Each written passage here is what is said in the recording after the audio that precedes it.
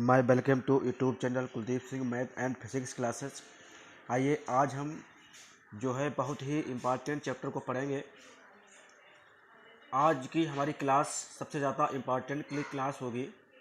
आज हम chapter number 7 निर्देशांक ज्यामिति कोऑर्डिनेट ज्योमेट्री को पढ़ेंगे।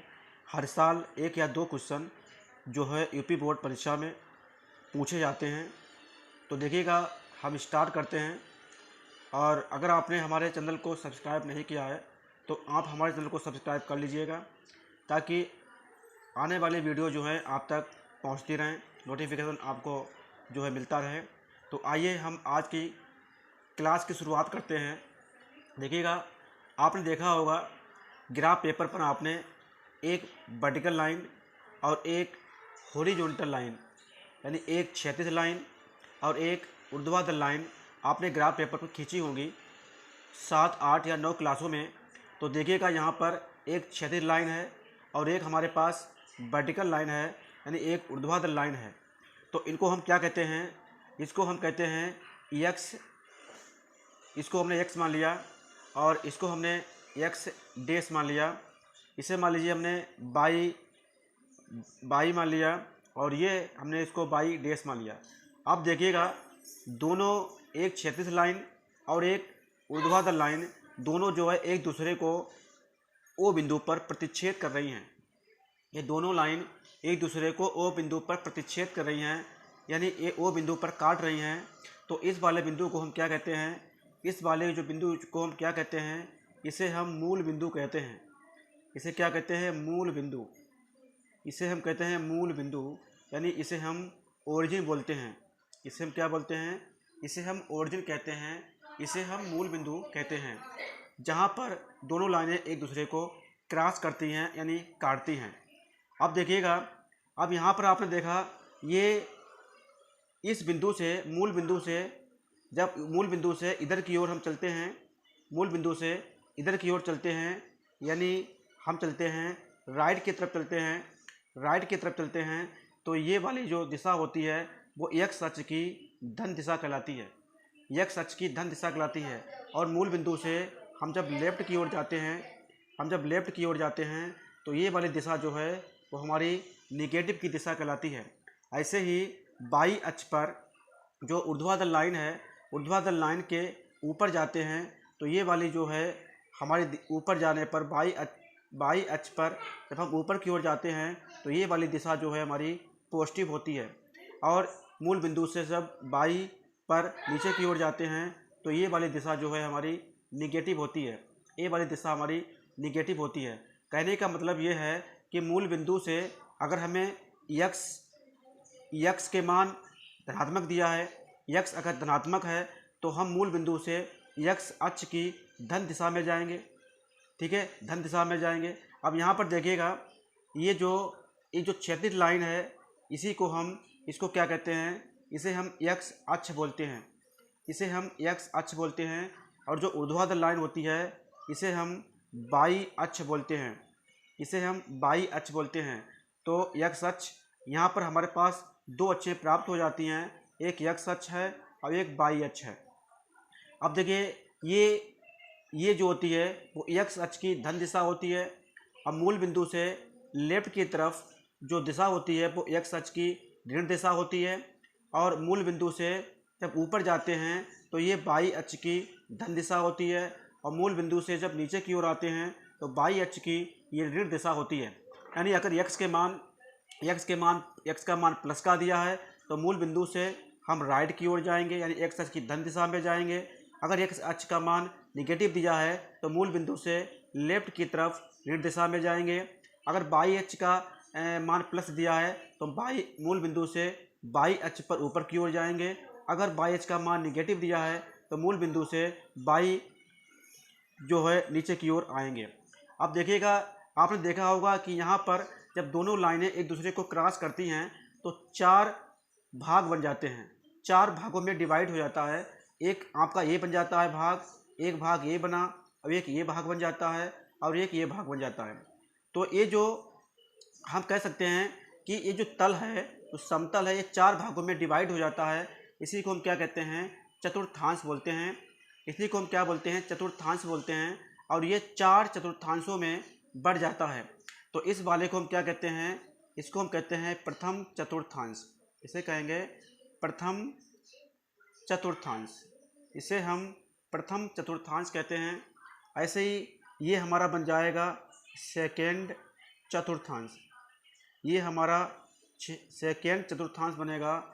और ये हमारा बन जाएगा थर्ड चतुर्थांश, और ये बन जाता है हमारा फोर चतुर्थांश। ये हमारा फोर चतुर्थांश बन जाता है, ये हमारा फोर चतुर्थांश बन जाता है।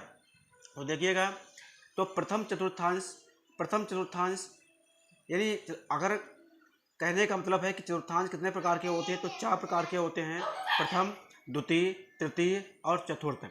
तो प्रथम चतुर्थांश, द्वितीय चतुर्थांश और तृतीय चतुर्थांश और चतुर्थ चतुर्थांश, ये 4 चतुर्थांशों में जब एक क्षैतिज लाइन और एक ऊर्ध्वाधर लाइन एक दूसरे को क्रॉस करती हैं तो 4 चतुर्थांशों में बढ़ जाती हैं। अब देखिएगा, इसको हम यक्ष अक्ष भी कहते हैं, और यक्ष अक्ष को हम क्या कहते हैं, भुज कहते हैं। यक्ष अक्ष को क्या कहते हैं, हम भुज कहते हैं। यक्ष अक्ष को क्या कहते हैं, हम भुज कहते हैं। अगर हम बाई अक्ष की बात करें तो बाई अक्ष को क्या कहते हैं, हम कोटि बोलते हैं। बाई अक्ष को हम कोटि कहते हैं। तो यक्ष अक्ष को भुज कहते हैं और बाई अक्ष को कोटि कहते हैं।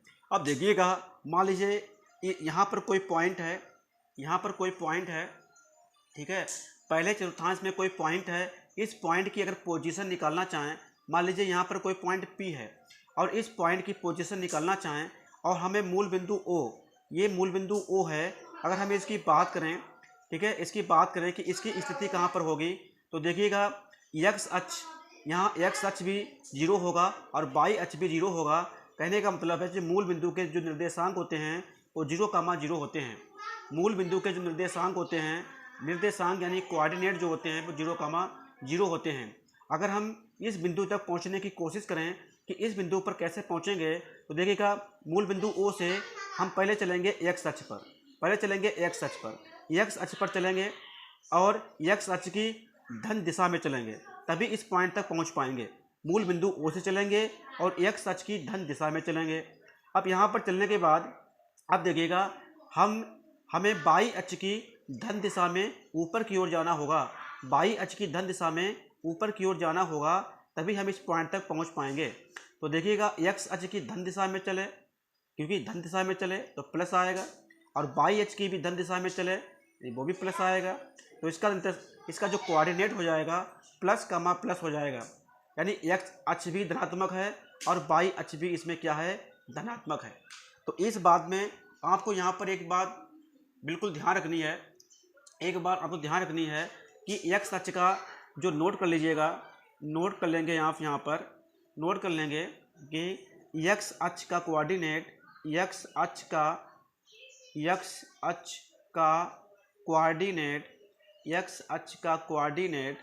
कोऑर्डिनेट मीन्स निर्देशांक, एक्स अक्ष का कोऑर्डिनेट सबसे पहले लिखा जाता है, सबसे पहले लिखा जाता है, ठीक है, सबसे पहले लिखा जाता है।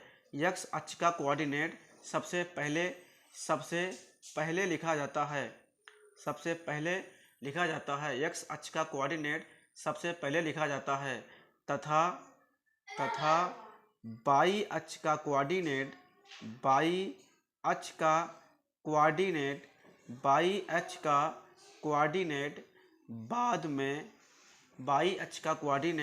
बाद में लिखते हैं, बाई अक्ष का कोऑर्डिनेट बाद में लिखते हैं, ठीक है। तो ये नोट आपको ध्यान रखना है कि जो एक्स अक्ष का कोऑर्डिनेट होगा उसको सबसे पहले लिखेंगे और बाद में बाई अक्ष के कोऑर्डिनेट को बाद में लिखेंगे। एक्स अक्ष का कोऑर्डिनेट सबसे पहले लिखना है और बाई अक्ष का कोऑर्डिनेट सबसे बाद में लिखना है। तो देखिएगा, यहाँ पर एक्स अक्ष का कोऑर्डिनेट प्लस है और बाई भी हमारा क्या है, प्लस है, यानी प्रथम चतुर्थांश में जो निर्देशांक हो जाएंगे वो प्लस कमा प्लस हो जाएंगे। इसी प्रकार अगर हम सेकेंड की बात करें तो इसमें जो अगर इस यहाँ पर पहुँचने की कोशिश करें तो हमें एक्स अक्ष की ऋण दिशा में चलना होगा और बाई अक्ष की धन दिशा में, यानी यहाँ पर क्या हो जाएगा, मैं एक्स अक्ष का मान एक्स निगेटिव होगा और बाई अक्ष क्या हो जाएगा हमारा पॉजिटिव हो जाएगा। अगर हम इस पॉइंट की बात करें कि तृतीय चतुर्थांश में हमारा जो कोऑर्डिनेट होगा वो एक्स निगेटिव होगा और बाई क्या हो जाएगा पॉजिटिव हो जाएगा। चतुर्थ चतुर्थांश में जो क्या होगा हमारा एक्स पॉजिटिव होगा और बाई जो होगा वो हमारा निगेटिव हो जाएगा। बाई क्या होगा वो हमारा निगेटिव हो जाएगा। तो यहाँ पर देखिएगा कि एक्स कोऑर्डिनेट जो होता है प्रथम चतुर्थांश में प्लस और बाई भी प्लस होता है। द्वितीय चतुर्थांश में एक्स कोऑर्डिनेट निगेटिव होता है और बाई कोऑर्डिनेट पॉजिटिव होता है। तृतीय चतुर्थांश में एक्स कोऑर्डिनेट निगेटिव होता है और बाई कोऑर्डिनेट भी हमारा निगेटिव होता है। सॉरी, इसको आप सही कर लीजिएगा। इसमें एक्स और बाई दोनों हमारे निगेटिव होते हैं। एक्स और बाई दोनों हमारे निगेटिव होते हैं क्योंकि देखिएगा मूल बिंदु ओ से जब हमें इस बिंदु तक पहुंचना है तो एक्स अक्ष की ऋण दिशा में चलेंगे तो एक्स निगेटिव आएगा और मूल बिंदु ओ से बाई अक्ष की ऋण दिशा में चलेंगे नीचे की ओर, फिर भी बाई क्या आएगा निगेटिव आएगा। तो यहाँ पर क्या हो जाएगा, यहाँ एक्स कोऑर्डिनेट भी निगेटिव होगा और बाई कोऑर्डिनेट भी निगेटिव होगा। ठीक है, पहले जो है प्लस हो गया था वो धोखे से गलती से हो गया था। तो आप ये देखिएगा कि यहाँ इस चतुर्थांश में एक्स भी निगेटिव होगा और बाई भी निगेटिव होगा, दोनों हमारे निगेटिव हो जाएंगे। यानी तृतीय चतुर्थांश में एक्स कोऑर्डिनेट और बाई कोऑर्डिनेट दोनों कैसे हो जाएंगे हमारे निगेटिव हो जाएंगे। तो देखिए अब हमने चारों चतुर्थांशों के बारे में पता लगा लिया कि पहले चतुर्थांश में एक्स भी प्लस होता है बाई भी प्लस, द्वितीय चतुर्थांश में एक्स निगेटिव बाई पॉजिटिव, तृतीय चतुर्थांश में एक्स निगेटिव बाई भी निगेटिव और चतुर्थ चतुर्थांश में एक्स पॉजिटिव और बाई निगेटिव। अब यहाँ पर देखिए जब भी यहाँ कर आपको कोऑर्डिनेट को लिखना हो तो एक्स अक्ष का कोऑर्डिनेट सबसे पहले लिखा जाता है एक्स अक्ष का कोऑर्डिनेट सबसे पहले लिखा जाता है तथा बाई अक्ष का कोऑर्डिनेट बाद में लिखते हैं। तो ये आपको ध्यान रखना है।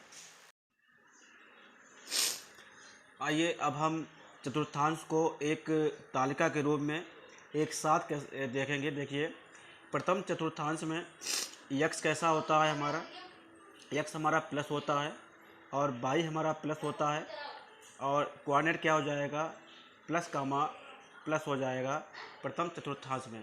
द्वितीय चतुर्थांश में एक्स हमारा निगेटिव होता है और बाई हमारा प्लस होता है और कोऑर्डिनेट हो जाएगा माइनस कामा प्लस, क्योंकि हम बता चुके हैं कि एक्स का कोऑर्डिनेट हमको सबसे पहले लिखना है। तृतीय चतुर्थांश में एक्स होता है निगेटिव और बाई होता है निगेटिव और कोऑर्डिनेट हो जाएगा माइनस कामा माइनस। चतुर्थ चतुर्थांश में क्या होगा, हमारा एक्स होता है पॉजिटिव बाई होता है निगेटिव, तो कोऑर्डिनेट बन जाएगा प्लस कामा निगेटिव। ठीक है, तो ये हमने चारों चतुर्थांश की एक टेबल को आपके सामने प्रदर्शित किया है कि प्रथम में द्वितीय तृतीय और चतुर्थांश में एक साथ इसको टेबल को मैंने देख लिया कि किस चतुर्थांश में कौन पॉजिटिव होता है और कौन हमारा जो है वो निगेटिव होता है। तो आइए हम इसके बाद देखते हैं। देखिए कोई अगर दो बिंदु दिए हैं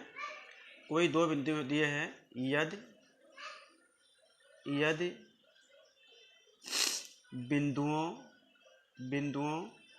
x1 y1 तथा x2 और y2 के बिंदुओं x1 y1 x2 y2 के बीच की अगर हम दूरी निकालें तो कैसे निकालेंगे। देखिएगा अगर दो बिंदु दिए हों x1 y1 और x2 y2, एक बिंदु x1 y1 है एक बिंदु x2 y2 है, तो इन दोनों बिंदुओं के बीच की अगर दूरी निकालना चाहें तो कैसे निकालेंगे।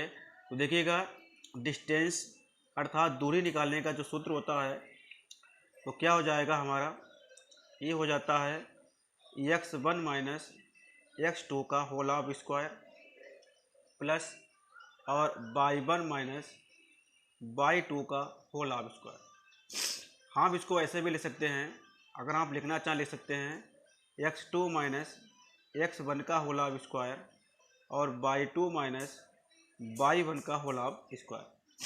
तो दो बिंदुओं के बीच की दूरी निकालने का हम ये सूत्र लगाएंगे ठीक है, x2 माइनस x1 का होल लाभ स्क्वायर बाई 2 माइनस बाई 1 का होल लाभ स्क्वायर। एक फार्मूला और याद कर लेंगे, यदि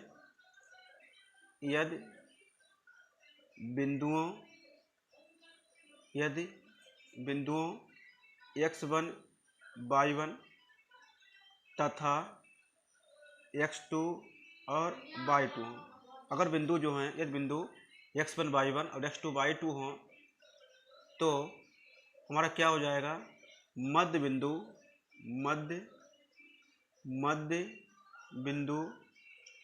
के निर्देशांक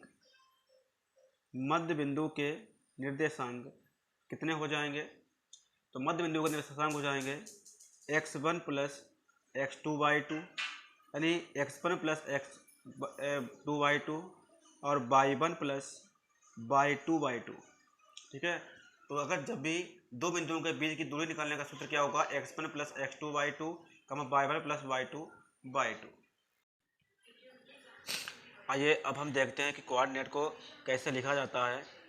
जैसे मान लीजिए दिया है x अक्ष दिया है हमारा, x अक्ष कितना दिया है हमारा 3 दिया है, और y अक्ष कितना दिया है हमारा, y अक्ष दिया है हमारा 5।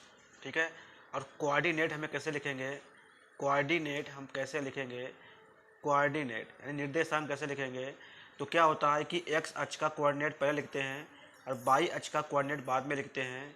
तो x अक्ष हमारा कितना है 3 पहले लिखेंगे, अब y अक्ष कितना है 5, अब y को पहले बाद में लिखेंगे। अब देखिए x अक्ष का कोऑर्डिनेट 3 और y अक्ष का कोऑर्डिनेट 5 है, दोनों के बीच में x अक्ष और y अक्ष के कोऑर्डिनेट लिखने के बाद दोनों के बीच में कॉमा लगाते हैं और उसको एक छोटी ब्रैकेट में क्लोज कर देते हैं, बंद कर देते हैं। यही हमारा तरीका होता है कोऑर्डिनेट को लिखने का। जैसे एक और एग्जाम्पल समझते हैं, x का मान मान लीजिए दिया है -5 और y की वैल्यू अगर दी है -8। तो देखिए इसका कोऑर्डिनेट कैसे लिखेंगे हम, कोऑर्डिनेट इसका कैसे लिखेंगे, तो देखिएगा क्या होता है, आप सबसे छोटी ब्रैकेट लगाएंगे और x लिखेंगे, x अक्ष लिखेंगे, फिर कॉमा y अक्ष लिखेंगे। x और y अक्ष लिखने के बीच में उन दो x और y के बीच में कॉमा लगाते हैं और उनको छोटी ब्रैकेट में लिख देते हैं। तो x अक्ष कितना दिया है हमारा -5 दिया है, y अक्ष कितना दिया है हमारा -8 दिया है। तो ये आप ध्यान रखेंगे कि x अक्ष और y अक्ष को लिखने का जो तरीका होता है वो क्या होता है कि x और y के बीच में कॉमा लगाइएगा और उनको छोटी ब्रैकेट में लिख देते हैं। अब देखिएगा, अब हम क्या सीखेंगे कि x अक्ष से दूरी और y अक्ष से दूरी कैसे निकालते हैं।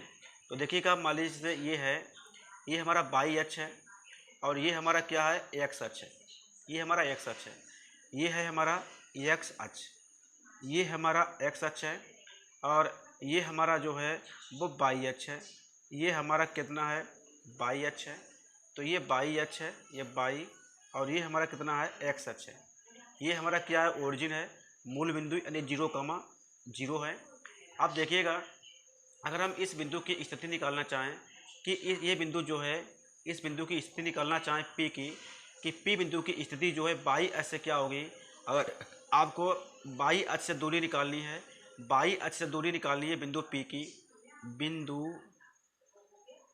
P की y अक्ष से दूरी, y अक्ष से दूरी, बिंदु P की y अक्ष से दूरी, अगर बिंदु P की y अक्ष से दूरी निकालनी है, अगर बिंदु P की y अक्ष से दूरी निकालनी है तो आपको करना क्या है, बिंदु P की y अक्ष से दूरी निकालनी है। तो देखिएगा y अक्ष की दूरी तो यही होगी, y अक्ष की दूरी क्या होगी, ये वाली आपकी y अक्ष की दूरी होगी। बिंदु P की y अक्ष से दूरी अगर है और ये दूरी होगी और ये क्या है, यही तो हमारा x अक्ष है। आप इसको अगर ऐसे कर देंगे तो ये हमारा x अक्ष है, उतना ये दूरी होगी उतनी ही दूरी ये होगी यानी x अक्ष। अगर बिंदु P की y अक्ष से दूरी निकलनी है तो आपको x कोऑर्डिनेट लिखना है। क्या लिखना है, x कोऑर्डिनेट आपको लिखना है, x कोऑर्डिनेट। अगर बिंदु P की x अक्ष से दूरी अगर पूछ दे, x अक्ष से दूरी अगर पूछे तो आपको y कोऑर्डिनेट लिख देना है। तो आपको y कोऑर्डिनेट जो है वो लिख देना है। क्या लिख देना है, y कोऑर्डिनेट। जैसे दिया है, एक एग्जाम्पल लेते हैं, इसका एग्जाम्पल हम एक लेते हैं। दिया है हमारे पास कोऑर्डिनेट 3 और कामा 22 और पूछा कि x अक्ष से दूरी बताओ। x अक्ष से दूरी बताइएगा। तो x अक्ष से दूरी, अब देखिए ये हमारा x है, ये हमारा y है। आपसे पूछा है कि x अक्ष से दूरी बतानी है। जब x अक्ष से दूरी पूछे तो आपको y का कोऑर्डिनेट लिख देना है। कितना हो जाएगा? 5 हो जाएगा। अगर y अक्ष से दूरी पूछे तो आपको x वाला लिख देना है। कितना हो जाएगा? 3 हो जाएगा। तो x अक्ष से दूरी पूछे तो y कोऑर्डिनेट लिखना है, और y अक्ष से दूरी पूछे तो x कोऑर्डिनेट आपको लिख देना है। तो इस तरीके से हम x और y अक्ष की दूरियां जो हैं वो निकाल लेते हैं। आइए अब हम प्रश्नावली 7.1 सोल्व करते हैं।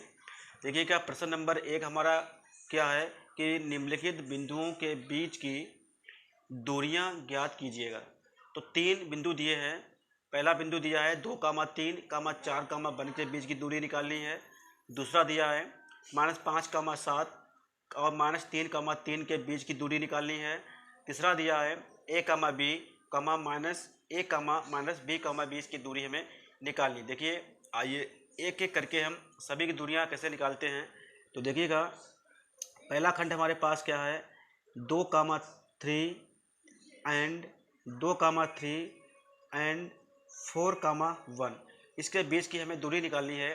तो देखिएगा ये हमारा क्या हो जाएगा x1, इसको क्या मान लेंगे हम y1, ये इसको मान लेंगे x2, इसे क्या मान लेंगे y2। तो पहला बिंदु है इसलिए x1 y1 मान लिया, दूसरा बिंदु है इसलिए x2 y2 मान लिया। अब देखिए दोनों बिंदुओं के बीच की दूरी का सूत्र लगा देंगे। दोनों बिंदुओं के बीच की दूरी का सूत्र, दो बिंदुओं के बीच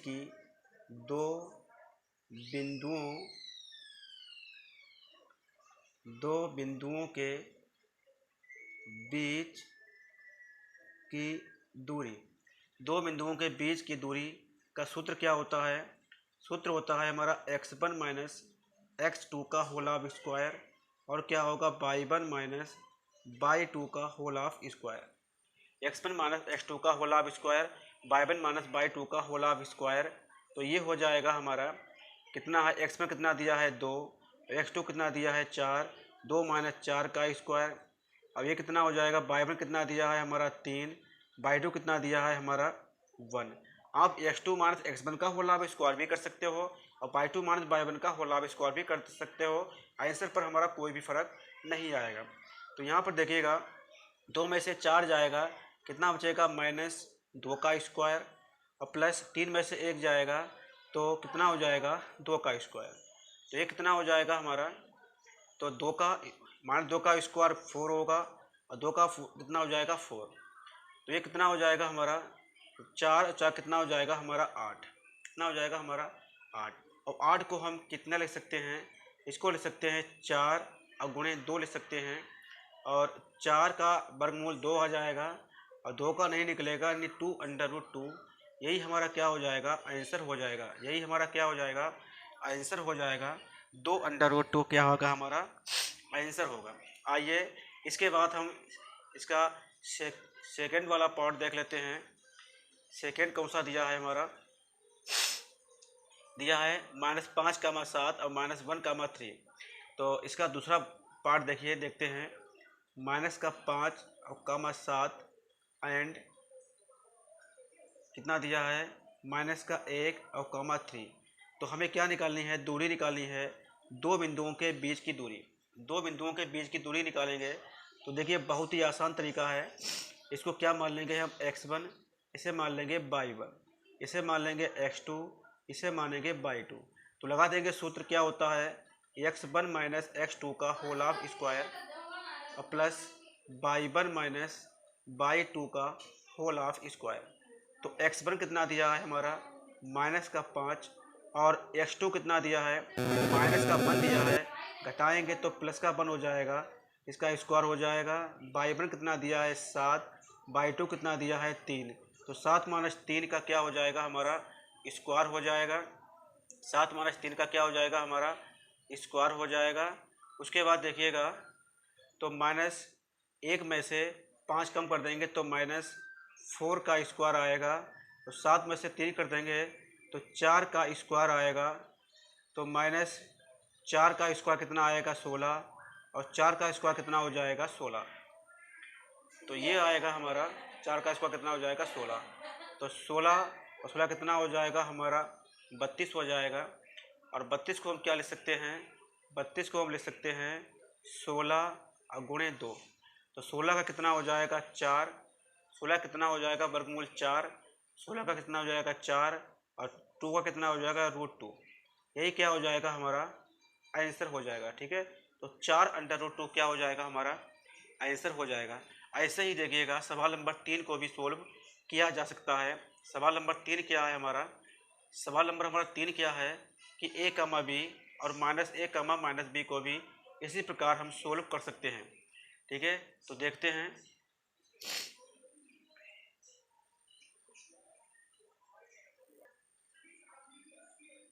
आइए सवाल नंबर इसका तीसरा खंड देखते हैं। a, b and -a, -b दिया है। तो देखिएगा दो बिंदुओं के बीच की दूरी निकालने का क्या सूत्र होता है हम आपको बता ही चुके हैं। x1 - x2 का whole square plus y1 - y2 का होल स्क्वायर। ये हमारा x1 हो जाएगा, ये हो जाएगा y1, ये x2, ये हो जाएगा y2। तो ये हो जाएगा a। जब x2 घटाएंगे -a को घटाएंगे तो ये प्लस का a हो जाएगा, a प्लस a का होल स्क्वायर हो जाएगा। और x2 हमारा y1 b दिया है, y2 की वैल्यू माइनस का b है, जब घटाएंगे तो प्लस का b हो जाएगा। तो b प्लस b का होल स्क्वायर हो जाएगा। तो a प्लस a कितना हो जाएगा हमारा 2a का होल स्क्वायर, और b प्लस b कितना हो जाएगा 2b का होल स्क्वायर। तो 2a का स्क्वायर कितना हो जाएगा 4a स्क्वायर, और 2b का स्क्वायर कितना हो जाएगा 4b स्क्वायर। यहाँ से देखिएगा 4 कॉमन ले लेंगे तो कितना हो जाएगा a स्क्वायर और प्लस का b स्क्वायर हो जाएगा। और 4 का रूट ले लेंगे तो कितना आएगा 2, और ये इसका a स्क्वायर रूट के अंदर a square plus b square हो जाएगा। और यही क्या हो जाएगा हमारा आंसर हो जाएगा। ठीक है, तो इस प्रकार हमने तीनों जो है खंड इसके जो है कितनी आराम से कर लिए हैं। आइए इसके बाद हम सवाल नंबर 2 देखते हैं। क्या दिया है, बिंदुओं 0,0 और 36,15 के बीच की दूरी ज्ञात कीजिए। तो देखिए बीच की दूरी क्या है, मान लीजिए हमने इसको d मान लिया है। तो बीच की दूरी क्या हो जाएगी हमारी, इसको मान लेंगे हम x2 और इसे मान लेंगे हम y2। ये हो जाएगा हमारा x1, ये हो जाएगा y1। तो क्या हो जाएगा x2 - x1 का होल स्क्वायर, x2 - x1 का होल स्क्वायर, और ये हो जाएगा y2 - y1 का होल स्क्वायर। तो x2 कितना हो जाएगा हमारा, तो x2 हमारा हो जाएगा 36 माइनस 0 का स्क्वायर, और प्लस ये हो जाएगा 15 माइनस 0 का स्क्वायर, 15 माइनस 0 का स्क्वायर। तो 36 माइनस क्या हो जाएगा 0, 36 का स्क्वायर। ये कितना हो जाएगा हमारा 15 का स्क्वायर। ये कितना हो जाएगा हमारा 15 का, 36 का स्क्वायर कितना आएगा 1296। तो 36 का स्क्वायर कितना आएगा हमारा 1296 आएगा, और 15 का स्क्वायर कितना आएगा 225 आएगा। तो इसको आप करेंगे तो कितना आएगा हमारा ये हमारा इधर देख लेते हैं हम इधर। तो ये इसको इधर देख लेते हैं। तो ये कितना हो जाएगा हमारा, ये हमारा हो जाएगा 1521 हो जाएगा, 1521।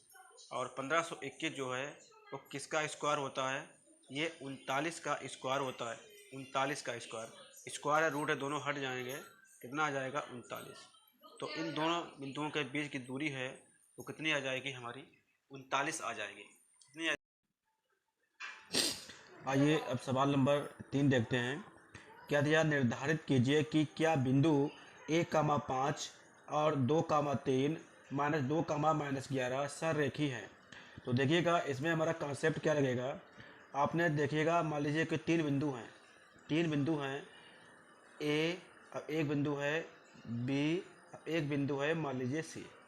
तो तीन बिंदु हैं, तो ए और बी के बीच की दूरी मान लीजिए 5 है, और बी और सी के बीच की दूरी कितनी है 6 है। अगर तीनों बिंदु संरेख हैं यानी एक ही रेखा में बिंदु हैं, तो कौन सी कंडीशन फॉलो हो जाएगी।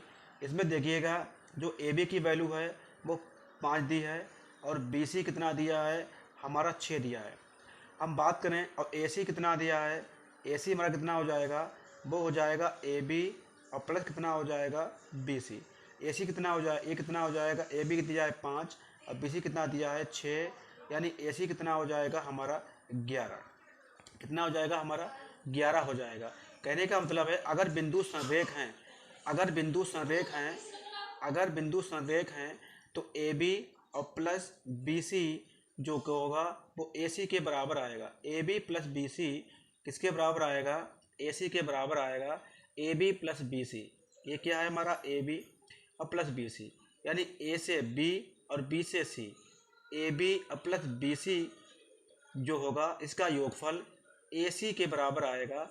अगर ये तीनों, अगर AC जो है AC AB प्लस BC के बराबर आ रहा है, इसका मतलब A, B और C तीनों बिंदु कैसे होंगे, हमारे संरेख हो जाएंगे।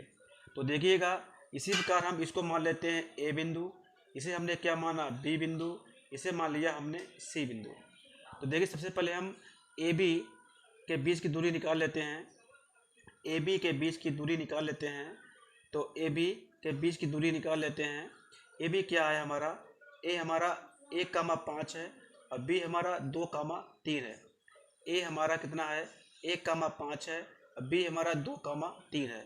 तो क्या हो जाएगा, AB के बीच की दूरी निकालेंगे तो सूत्र लगा देंगे x1 माइनस x2 का होल ऑफ स्क्वायर और प्लस y1 माइनस y2 का होल ऑफ स्क्वायर।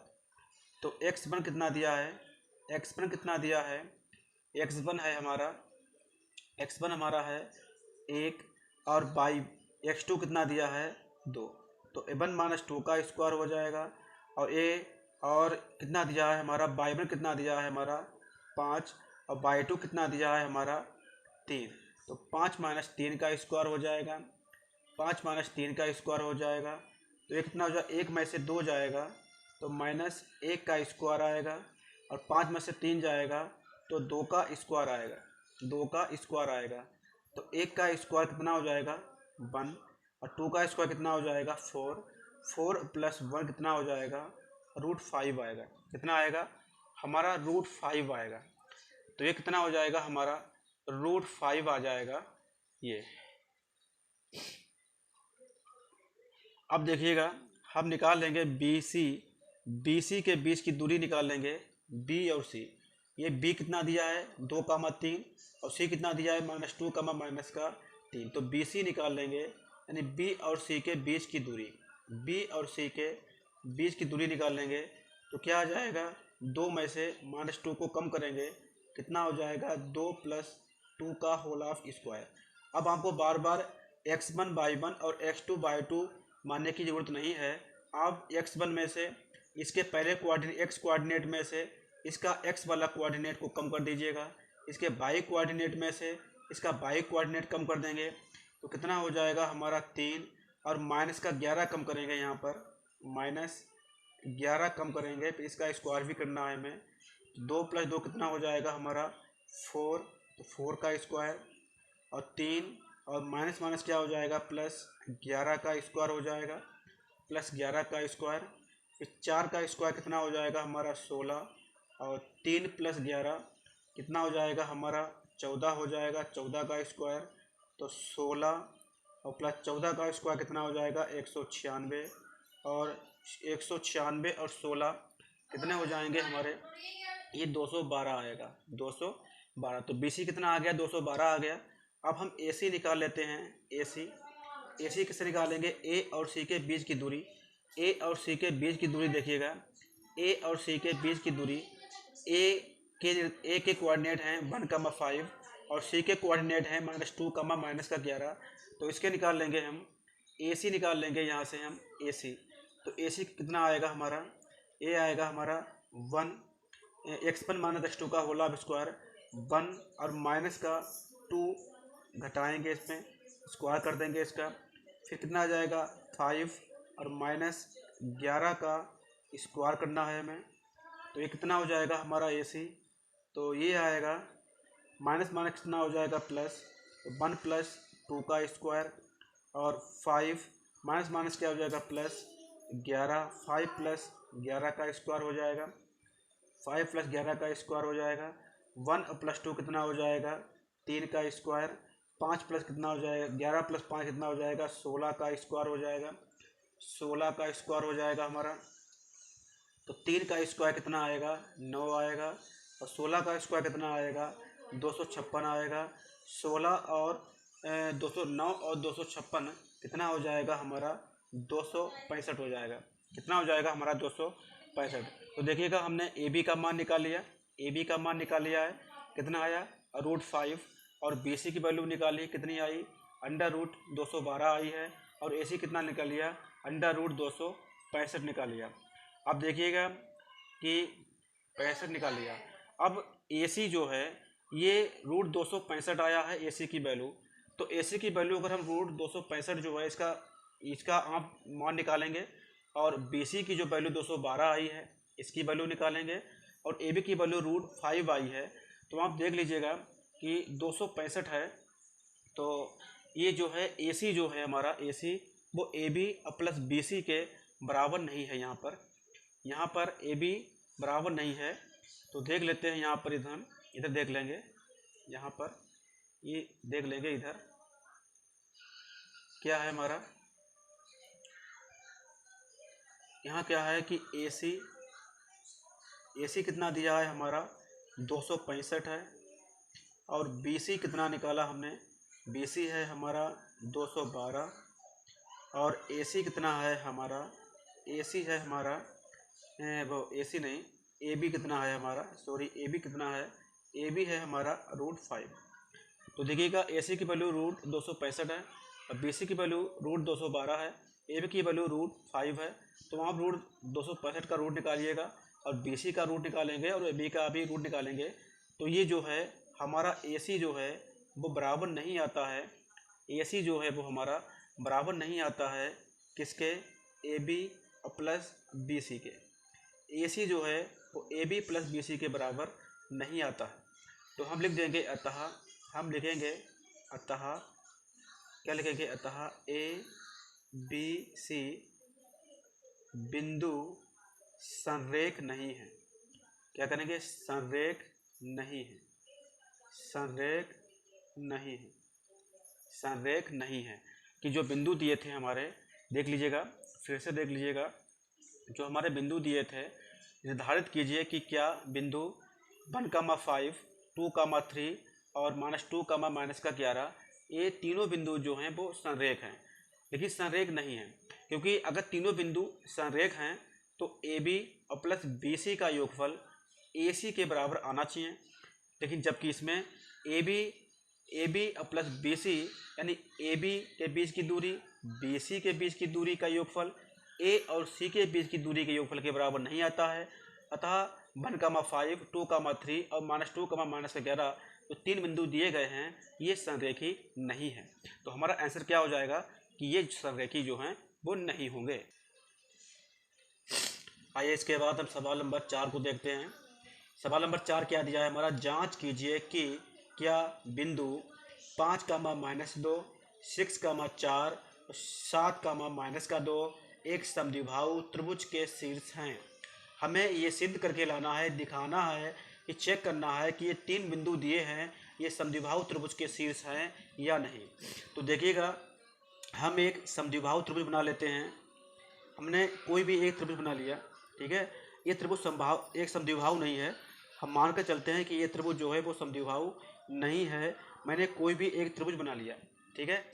तो ए के निर्देशांक कितने हैं, वो 5, -2 है, और बी के कितने हैं 6, 4 है, 6, 4, और सी के निर्देशांक हमने मान लिया 7, -2 है, ठीक है। अब देखिए ये त्रिभुज है, त्रिभुज के 3 शीर्ष होते हैं, आप जानते ही हैं, ए बी और सी 3 शीर्ष हैं, और इसकी 3 भुजाएं होती हैं। ए बी एक भुजा है, एक भुजा बी सी है, एक भुजा सी ए है, ठीक है। तो ए बी, बी सी और सी ए, ए के बिंदु ए के निर्देशांक 5, -2 है, बी के निर्देशांक 6, 4 और सी के निर्देशांक 7, -2 हमने मान लिए। अगर ये समद्विबाहु त्रिभुज होगा तो देखिएगा, आप जानते हैं कि समद्विबाहु त्रिभुज में क्या होता है कि दो भुजाएं बराबर आती हैं। कोई भी दो भुजाएं आपस में कैसे आ जाती हैं, बराबर। तो अगर कोई दो भुजाएं आपस में बराबर हों तो वो हमारा त्रिभुज कैसा होता है, समद्विबाहु होता है। समद्विबाहु होता है, यानी ऐसा त्रिभुज जिसकी दो भुजाएं आपस में बराबर हों उसे समद्विबाहु त्रिभुज कहते हैं। तो देखिएगा यहाँ पर हम ए बी निकालेंगे, ए बी, तो ए बी भुजा निकाल लेंगे। तो ए बी क्या निकालेंगे, यानी 5 में से 6 को कम कर देंगे तो 5 माइनस 6 का स्क्वायर हो जाएगा, और -2 में से -4 को कम कर देंगे तो कितना हो जाएगा, 5 में से 6 यानी -1 का स्क्वायर, और -2 -4 -6 का स्क्वायर हो जाएगा। तो 1 का स्क्वायर 1 आएगा, और ये कितना हो जाएगा, -6 का स्क्वायर 36, कितना हो जाएगा, √37 हो जाएगा, √37 हो जाएगा। कितना हो जाएगा, √37 हो जाएगा। देख लीजिएगा, फिर से देख लीजिएगा, 5 - 6 का होल स्क्वायर, -2 -4 का होल स्क्वायर, और ये 5 में से 6 जाएंगे -1 का स्क्वायर होगा, -2 -4 यानी -6 का स्क्वायर हो जाएगा, -1 का स्क्वायर 1 आएगा, और -6 का स्क्वायर 36, और 36 से कितना हो जाएगा, √37। ठीक है, क्योंकि हम इसके कई सवालों में कर चुके हैं। अब देखिएगा हम इसके बाद BC को निकालते हैं, BC। तो BC क्या आएगा हमारा, BC, तो BC हमारा कितना हो जाएगा, 6 में से 7 को कम कर देंगे तो 6 माइनस 7 का स्क्वायर आएगा, और प्लस 4 माइनस का 2 घटाएंगे तो ये प्लस का 2 हो जाएगा, 4 + 2 हो जाएगा। 6 में से 7 कम कर देंगे तो -1 का स्क्वायर, 4 + 2 कितना हो जाएंगे, 6 का स्क्वायर, तो -1 का स्क्वायर कितना हो जाएगा, 1, और 6 का स्क्वायर कितना हो जाएगा, 36, 36 एक कितना हो जाएगा, √37। तो √37 आ गया। इसके बाद देखिएगा हम AC निकाल लेते हैं, AC। तो AC कितना हो जाएगा हमारा, देखिएगा 7 में से 5 को कम कर देते हैं, 7 - 5 का स्क्वायर, और माइनस का 2, और माइनस का 2 करेंगे तो +2 का स्क्वायर आएगा। तो 7 में से 5 कम कर देंगे तो कितना हो जाएगा, 2 का स्क्वायर, 2 में से 2 जाएगा तो कितना आ जाएगा, 0 का स्क्वायर, और 2 का स्क्वायर कितना आएगा हमारा 4, और 4 कितना हो जाएगा, प्लस 0 का स्क्वायर 0 आएगा, कितना हो जाएगा हमारा 4, और 4 का वर्गमूल कितना आएगा हमारा 2 आएगा। 4 का रूट कितना आ जाएगा हमारा, तो 2 आ जाएगा हमारा 4 का रूट। तो यहाँ पर देखिएगा कि यहाँ पर क्या है कि AB, यहाँ पर क्या है हमारा, AB बराबर है किसके, BC के। अब ये दोनों कितनी आई हैं, √37 है। AB BC के बराबर है, AB BC के बराबर है। दो भुजाएं क्या हैं, आपस में बराबर हैं, और हम जानते हैं क्या जानते हैं, हम जानते हैं कि समद्विबाहु त्रिभुज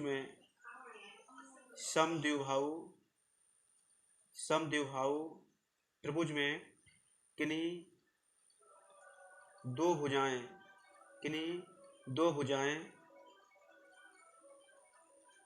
आपस में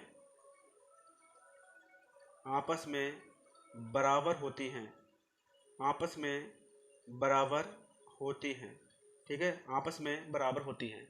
हम जानते हैं कि समद्विबाहु त्रिभुज की कोई भी दो भुजाएं आपस में कैसी होती हैं, बराबर होती हैं। इसकी दो भुजाएं आपस में बराबर हैं, इसलिए हम कह सकते हैं कि ABC जो क्या है, एक समद्विबाहु त्रिभुज है। ठीक है, हमारा सवाल हमारा क्या था कि जांच कीजिए कि क्या बिंदु 5, -2, 6, 4 और 7, -2 एक समद्विबाहु त्रिभुज के शीर्ष बनाते हैं। तो हमारा आंसर क्या हो जाएगा कि बिंदु 5, -2 और 6, 4 तथा 7, -2 एक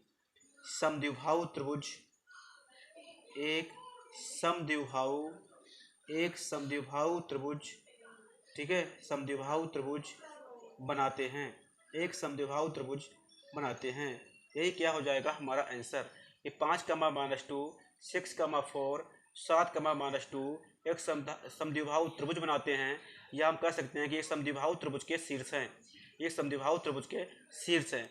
ठीक है, तो आज हमने जो है इसका चैप्टर नंबर 7 का कोऑर्डिनेट ज्योमेट्री का इसका बेसिक जो है सीख लिया, और उसके 1 से लेकर 4 तक के सवालों को सॉल्व कर लिया है। तो आज के वीडियो में बस इतना ही रहने देते हैं। इसका सेकेंड पार्ट जो है इसके आगे के जो सवाल हैं वो हम इसके सेकेंड पार्ट में देखेंगे, ठीक है। इसीलिए अगर आपने हमारे चैनल को सब्सक्राइब नहीं किया है तो आप हमारे चैनल को सब्सक्राइब कर लीजिएगा, ठीक है। और अधिक से अधिक हमारे जो है वीडियो को शेयर कीजिएगा।